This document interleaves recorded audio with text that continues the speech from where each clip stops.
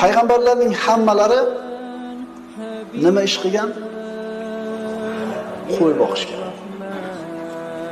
Qo'y boqishning hikmati katta birodarlar. Har bitta payg'ambar qo'y boqqan ekanmi? Demak, bunda ulug' hikmat bor. Bunda bir ilohiy bir ta'lim, tarbiya bor. Insonning qalbini muloyimlikka, yumshoqlikka, sabr, qanoatga o'rgatishlik bor.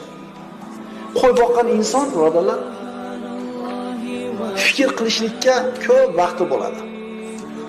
Payg'ambarimiz sollallohu alayhi vasallam payg'ambar bo'lib yuborilgandan keyin mana shu qo'y boqqanligini aytar edi. Bu payg'ambar alayhisalomning kamtarligiga, soddaligiga ishora bo'ladi. Chunki yer yuzida qo'y boqishdan ko'ra soddaroq, oddiyroq, kamtarroq ish yo'q. Qo'y boqish eng sodda ish. Payg'ambarimiz mana shu kunini eslayapti va kamtarligini mana shu joyda ko'rsatyapti.